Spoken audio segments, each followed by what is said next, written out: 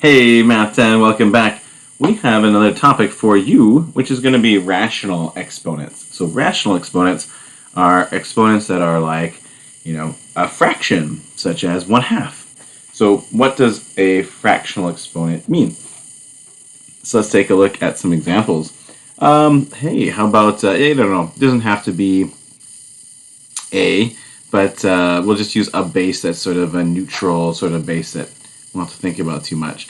So, for example, a to the power of 1 over 2. That is actually the same thing as a square root. So it turns out square roots are exponents, which is why all of a sudden our chapter 1 turned into exponent laws. We were just doing square roots and then all of a sudden exponent laws. It turns out exponent laws are also square root laws because square roots are just exponents. So a to the 1/2 is the same thing as the square root of a. And I'm just going to put a little like 2 here. I know you know that that's a square root when there's no 2 there, but that's the story there. And I could also say like a to the 1/3 is a cube root. So that's like 3 root, a, whatever that is. So, whatever it happens to be, it might be I'm not sure what the words are for larger roots. Quartic root? Actually don't know. I don't know what they are. We should Google them and find out. But like whatever the case is, if you have a and 1 over n, any kind of number that goes there, it's the nth root of a. That's sort of the law that people usually describe. So hey, there you go. That's a fun fact for you to know about. That means that we can also do things like product rule and quotient rule and power rule with square roots as well. So if you get questions like that, then you know that you can kind of go back and forth between these two forms, right? You can choose, are you going to use this as are you going to express this as a square root, or are you going to flip it over to become a fraction so you can sort of add and subtract it with other powers if the base is the same. So that's great. Also, things sometimes get a little more complicated. These are, I'm talking about if, it's a to the 1 over something. What about something like this, like a to the 3 over 2? So the way it works is that the exponent that's in the numerator is going to become a power, and the exponent in the denominator is going to become a root. So for example, this one is going to be a square root of a to the power of 3. That's how you can write that. If you have something like a, 4 over 3, then that's going to become a cube root of a to the power of 4. So in general, you can say if you have a to the power of some number, like that's a fraction like this, then the denominator becomes the root, and the numerator becomes the power. So, fun facts, right? Like, you'd be surprised how far this takes you. There's a whole bunch of different questions that will involve this kind of manipulation of the square root. And it really kind of brings that square root into a whole new class of things you can do with it, which previously would have been really hard to do. So it opens up some possible ways of simplifying square roots as well, which is always a good thing. So shall we take a look at some questions, see what you're going to have to do with this? Here's some questions. So for example, 16 to the power of 3 over 4. So we know that the denominator becomes the root and the 3 becomes the power. So we can rewrite this question as the 4th root of 16 to the power of 3. Interesting. So, so what do we do with that? So what we can do is we could do the 4th root first and then take it to the power of 3. So for example, I could factor tree out 16. I'll just do it in the margins over here. So 16 breaks into 4 and 4, which breaks into 2 and 2 and 2 and 2. So if I was doing the 4th root, I'm looking for groups of 4, right? So the 4th root of 16 is going to be 2. So I can do that part first. So the fourth root of 16 turns out to be 2. We still have that power of 3. So now 2 to the power of 3 is 8. Boom, there it is.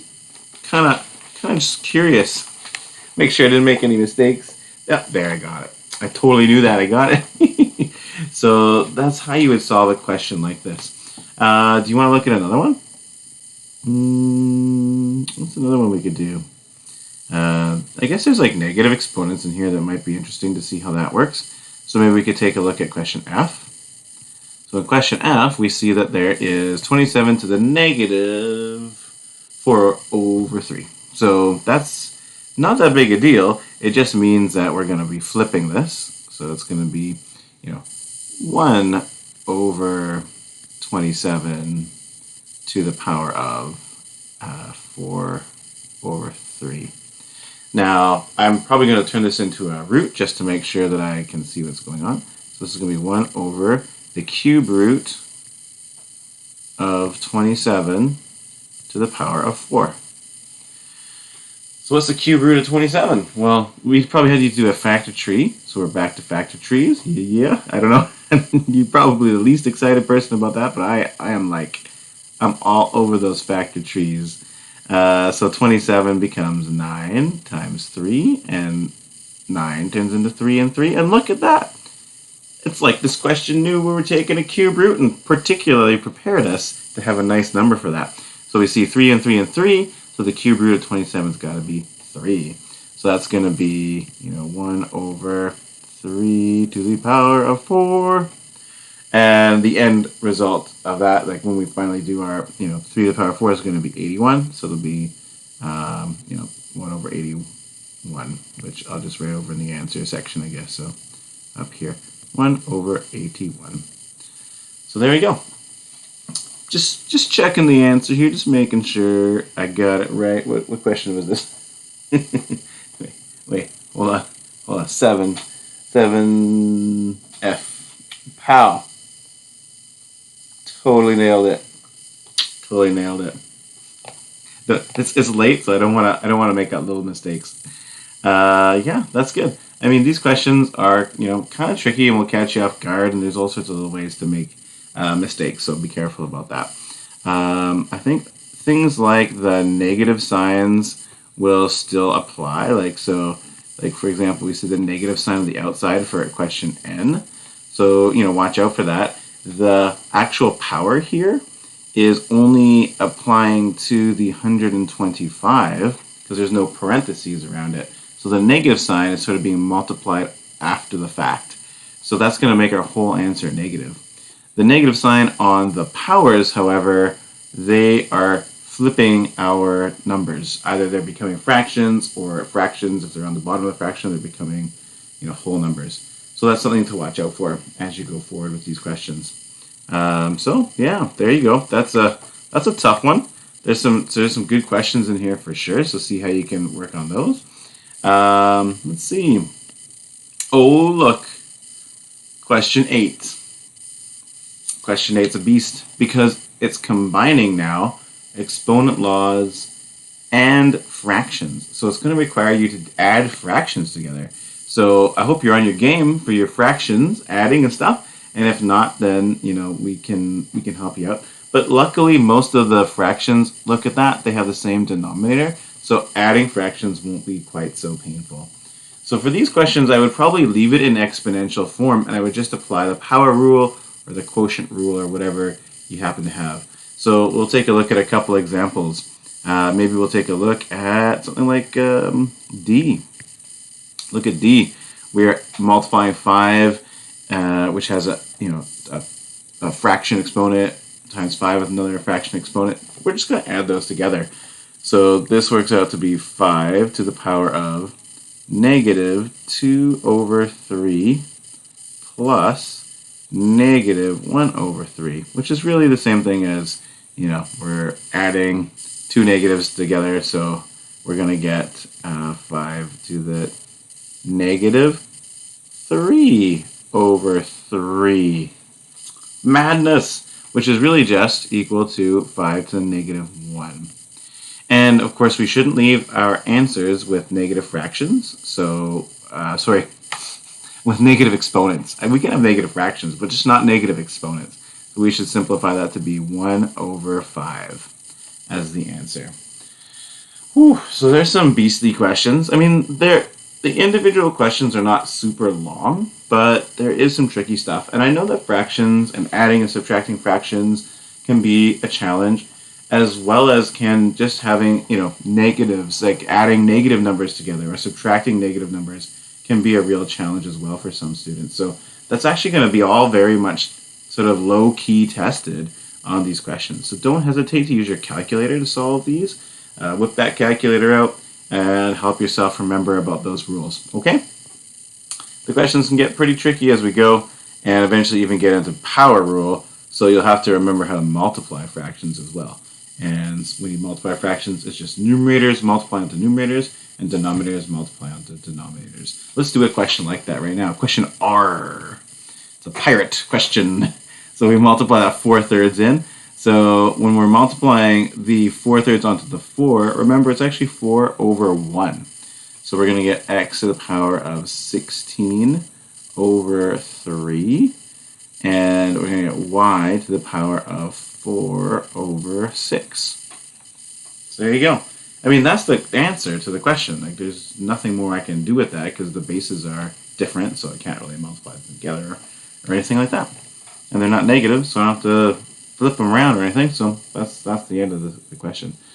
But you know what? Lots of little skills, lots of small sort of fundamental skills that are being, like I say, low-key tested. By that I mean, like, fractions aren't on the unit title, right? This is about exponents. But really, the operations are about adding and subtracting fractions, multiplying fractions. So, it's all kind of built in there. Yeah, here's some more exciting questions that we can keep on going. So a question like 9, 4 root 4, or root 4 of 4. So how do we simplify this? What are they asking us to do? So can we write this in a simpler way? So for example, I can say this is the same as 4 to the 1 over 4. And I can then take my 4, and you know what 4 is? 4 is 2 to the power of 2. So this is really 2 to the power of 2 to the power of 1 over 4. And if I multiply those together, I can get, I'm kind of running out of space here, but 2 to the power of 2 over 4, which is 2 to the power of a half, which is really just the square root of 2. So that's an example of me simplifying this whatever this is an exponent, this power, this square root. I found a way to make it simpler, make it not so so crazy. So see what you can do with these things. A question like C, for example. Maybe try taking the, maybe you can't take the 8th root, but maybe you could take 16, and it's some kind of perfect square, right? You can make that maybe 4 squared to the power, of 3. Maybe you can make it 2 to the power of 4 to the power of 3, and see where you can go with that. I think that's probably where I'd go with it, and see what you can do to sort of manipulate the inside aspect of the base, turn the bases into actual powers, and see what sort of simplifications you can get as a result. So lots of other possible answers here you can get for these questions. They're pretty interesting, so good luck with that, and maybe you're just simplifying fractions. Question 10, just some more of the same, really. Turn the roots. Don't let these roots stay that way. Change those roots into powers, and then you can use all the exponent laws that you know. So for example, for C, you can take 2 to the power, the cube root of 2 is 2 to the 1/3 times 2 to the 1/4. And the specific answer is simplify. So then we can multiply those things together, which means we have to add our fractions. We have to find the common denominator and stuff to add these fractions together, but that's gonna, produce our answer. So I'd have to do, I guess, common denominator of 4 over 12 times 2, that's 3 over 12, which gives me 2 to the 7 over 12. That's not particularly simplified now that I think of it, but it's something, I guess. it's in exponential form. Yeah, I don't know.